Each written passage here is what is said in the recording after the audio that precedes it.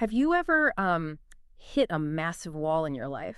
Oh, absolutely. I mean, like a real impenetrable, reinforced concrete kind of wall, not just a speed bump or, a bad week at the office. Right, like a fundamental Like, roadblock. exactly. A point in your personal or professional life where you realize that just trying harder is completely useless. Yeah. You realize your current operating system is totally maxed out. Yeah. And what you actually need is a complete paradigm shifting breakthrough. Yes, and that specific realization is honestly one of the most terrifying moments a human being can experience. It really is. Yeah. Because it means everything you've been doing up to that point, all your deeply ingrained habits, your current strategies, they all have to be entirely discarded, Right, you're just standing at the edge of a cliff, the bridge is out, and you have to somehow build an airplane on the way down. or you're going to crash. Exactly.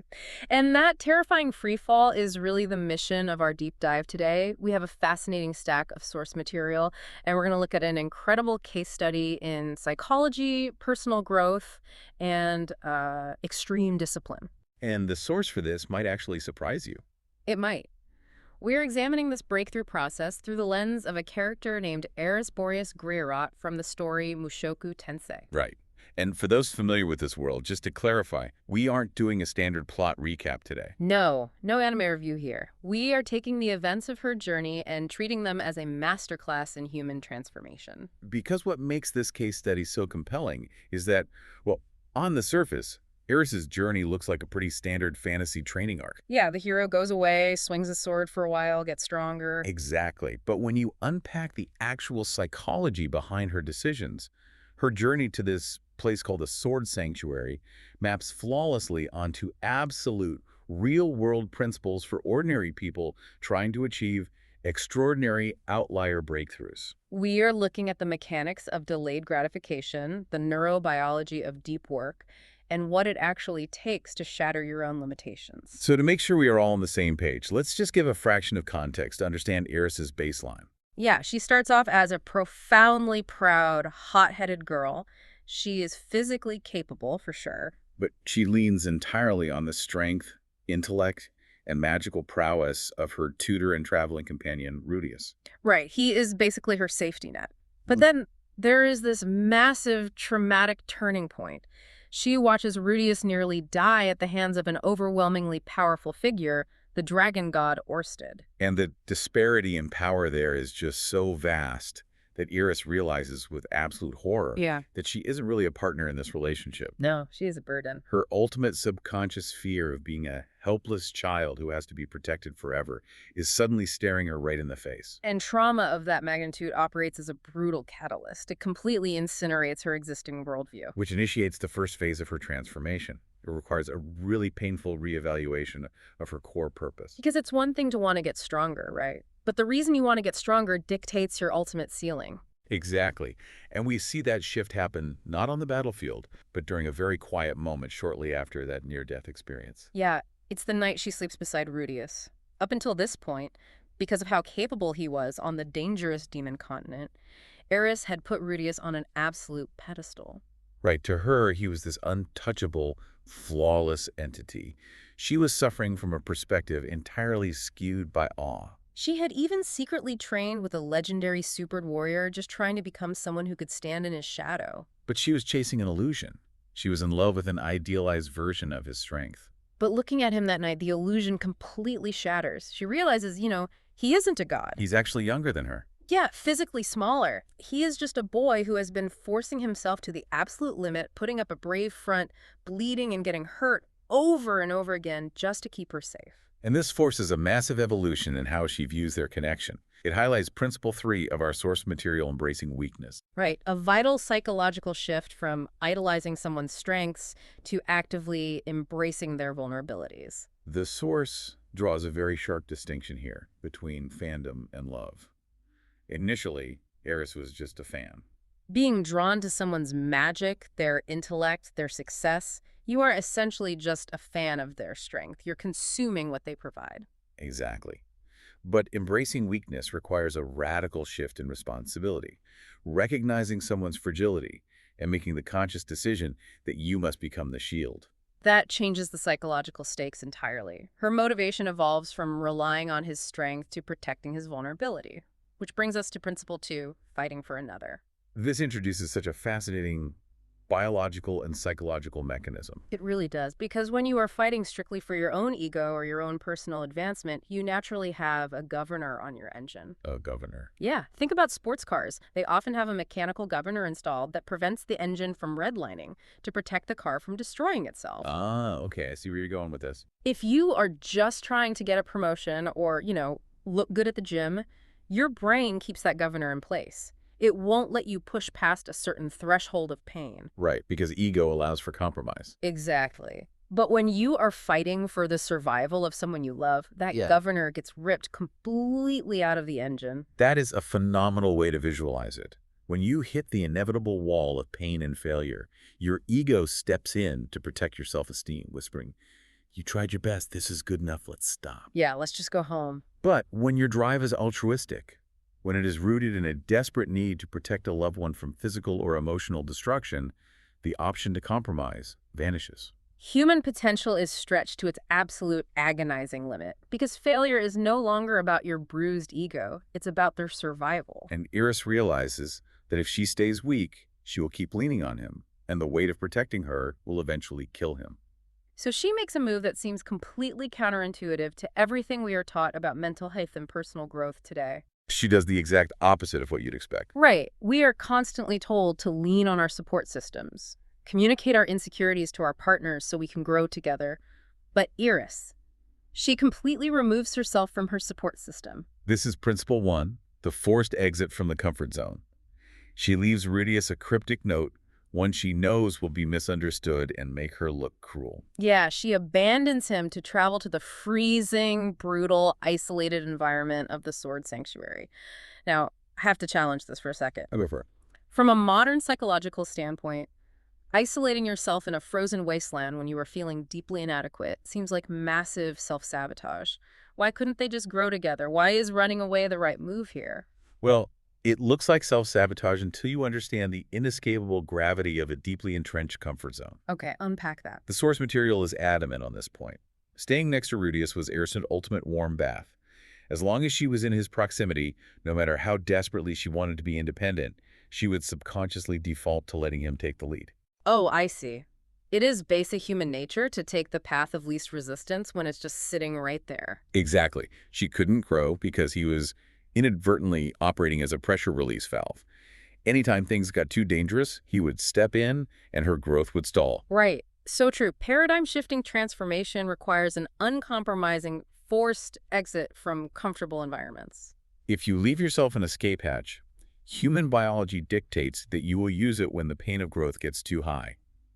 By leaving that note, by allowing herself to be hated, she burned her boats. And furthermore, when she actually arrives at the Sword Sanctuary, she instantly insults the sword god to his face. Which is insane. The sword god is the absolute authority there. Right. By insulting him, she ensures she can't just casually train and leave on good terms.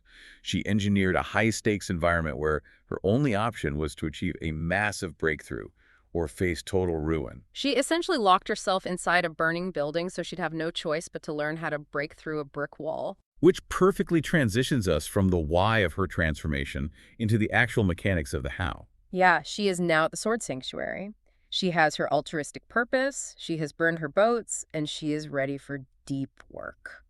And the reality of that deep work is wildly unglamorous. No, totally. The text notes that she initially overwhelmed some of her peers, these prodigies named Gino and Nina, who had been training their entire lives. Because she has actual life-or-death combat experience from the Demon Continent. Right. But very quickly, she finds herself entirely isolated. She is mocked, ostracized, treated as an absolute outsider. But instead of trying to win them over, she actively embraces the isolation, which brings us to principle 4, enduring loneliness. She absolutely refuses to engage in what the source calls wound licking. I love that term. She doesn't sit around in the barracks complaining about how hard the training is. She doesn't seek validation or, try to form a study group. No, she steps away from the herd, finds a lonely cape on the edge of the sanctuary, and just spends her days endlessly swinging a wooden sword. Until the blisters on her hands literally pop, bleed, and callus over. It is incredibly countercultural. It really is.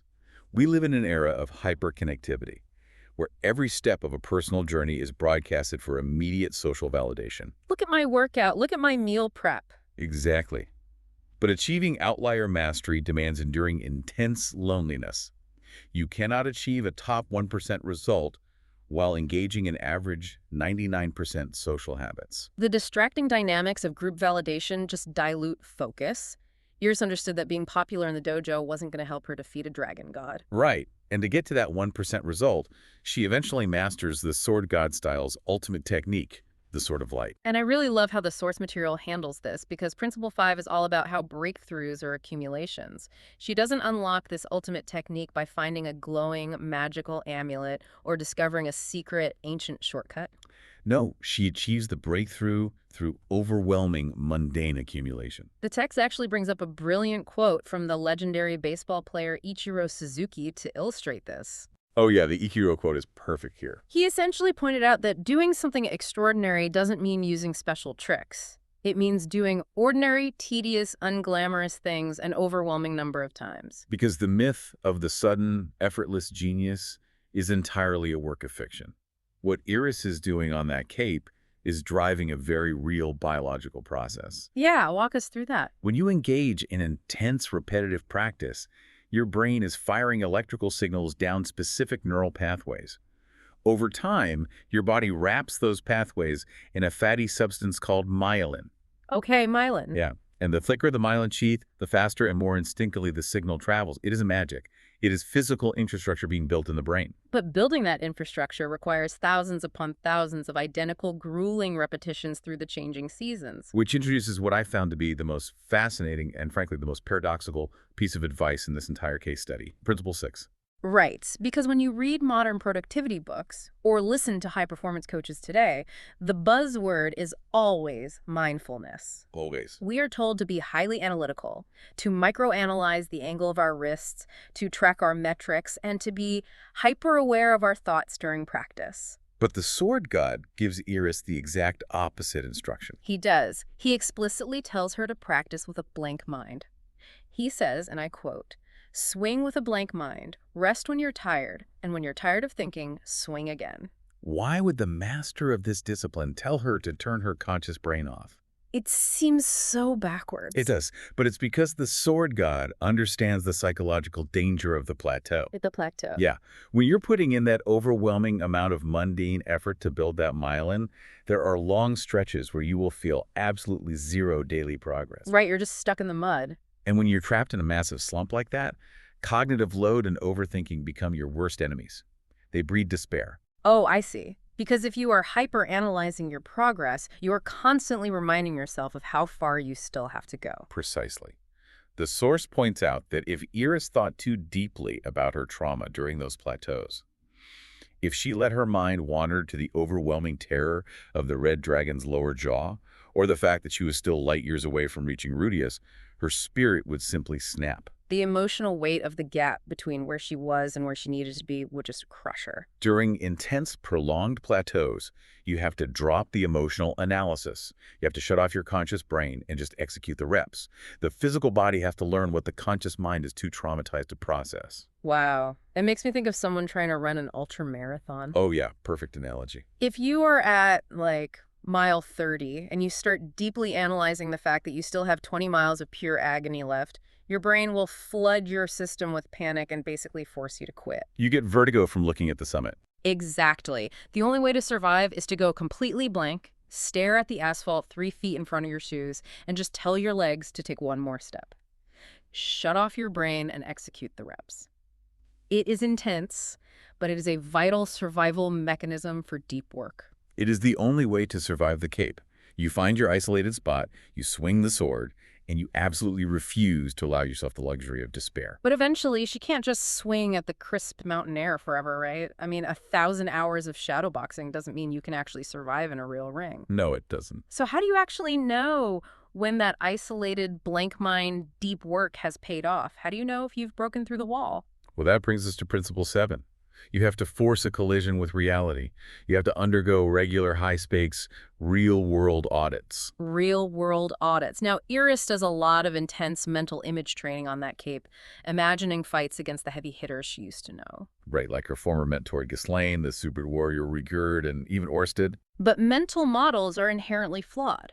because they only act the way you expect them to act. And the sword god knows this, so he forces her into a situation she can't just imagine her way out of. He makes her spar with a master named the North Emperor Auber. And Auber is the absolute definition of a real-world audit because his fighting style is entirely based on erratic, unpredictable chaos. He operates completely outside the logical framework of the rigid sword god style she's been practicing. Which is brilliant. It is, because Auber represents the variables of the real world. It is one thing to have perfect form when you are alone on a cape, shadowboxing against an imaginary opponent who plays by your rules. Right. It is entirely another to maintain that biological infrastructure when absolute chaos is introduced. It's basically the difference between spending a year in your bedroom studying flashcards on a language app versus walking into a crowded, noisy street market in a foreign country and trying to negotiate with a native speaker. Who talks incredibly fast, uses local slang, and mumbles. Exactly. You can have a perfect score on your app, but you need that chaotic street interaction to reveal your actual coordinates. You need the chaos to expose your blind spots. And what happens when Eris faces Auber's chaotic, unconventional attacks? She doesn't have time to stop and think. Right, because her body is so highly conditioned forged from those thousands of blank mind swings on the isolated cape, her response bypasses her conscious brain entirely. When Auber makes an unpredictable move, her body just reacts instinctively. The myelin does its job. The text describes her stepping forward with so much raw force that she actually shatters the floorboards beneath her feet. And she unleashes the Sword of Light, the ultimate flawless technique. And as she executes it, bypassing all conscious thought, she shouts, "Rudeus is amazing!" Which is such a powerful moment. It all comes rushing back in that fraction of a second. The altruistic drive, the burned boats, the thousands of blisters, the blank mind, it all culminates in this one massive, violent breakthrough. And that shout is deeply significant. It proves that despite the years of blank mind repetition, her core altruistic motivation never wavered. It was just buried deep in her subconscious, quietly fueling the engine. Exactly. Yeah. But from a purely practical standpoint, this real-world audit served its exact purpose. Testing yourself against reality, even if it is messy and chaotic, provides the undeniable proof of progress. You need those injections of reality to build the psychological resilience required to go back to the Cape for the next grueling round of isolated practice. Absolutely. So synthesizing all of this for you, the listener, whether you are an entrepreneur trying to get a disruptive startup off the ground, an athlete hitting a physical plateau, a researcher drowning in data, or just someone trying to fundamentally rewire your own bad habits. Eris's transformation from a hot-headed, dependent girl into a master swordswoman is an incredibly potent blueprint. It really is. It is a mechanical roadmap for how to operate when simply trying harder fails. It is a blueprint that strips away all excuses and demands absolute, brutal honesty with yourself about your environment and your motivations. Let's quickly recap that 7-step roadmap we extracted from her journey today. Number 1, ditch the comfort zone. Burn the boats if you have to, because proximity to safety breeds complacency. Number 2, fight for someone you love or a deeply altruistic goal, because your personal ego will always look for a compromise when the pain gets too high. Number 3, protect their weaknesses. Don't just consume and worship their strengths. Number 4, embrace loneliness. Step away from the herd and starve your need for distracting social validation. Number 5, accumulate the mundane reps. There is no magic hack. It is just overwhelming, unglamorous biological effort. Number 6, go blank mind when you hit a plateau. Stop hyper-analyzing the summit and just execute the next step to avoid despair. And number 7, test yourself against the chaos of reality to find your true coordinates. Those 7 steps really formulate the anatomy of a breakthrough. They do. But understanding the anatomy doesn't mean you've done the surgery. As we wrap up this deep dive, I want to leave you with a completely different angle to consider. Okay, let's hear it. We've spent this time talking about what it takes to break through that impenetrable wall. But think about the physics of a breakthrough. When you finally shatter that wall, you don't step into a peaceful garden. Oh, man. You step through the rubble, the dust clears, and you look up to realize that you are now just standing at the base of an even taller, much more terrifying mountain. The reward for breaking the wall is just a bigger wall. Exactly. Mastery is not a final destination. It is an infinite landscape of new limitations. Eris shattered her wall, but Orsted is still out there. Right, the dragon god is still waiting. So the question isn't just whether you are willing to bleed to break your current wall. The real question is, when you finally break it, and you see the next terrifying obstacle looming over you, will you have the stamina to find a new lonely cape and start swinging all over again? Wow, what a phenomenal place to leave it. The work never truly ends. It never does. Thank you for joining us on this deep dive into the extraordinary psychology and discipline of Eris Greyrock. But remember, the frameworks we've unpacked today are completely useless if they just stay in your headphones. The wall isn't going to break itself. Go find your lonely cape. We'll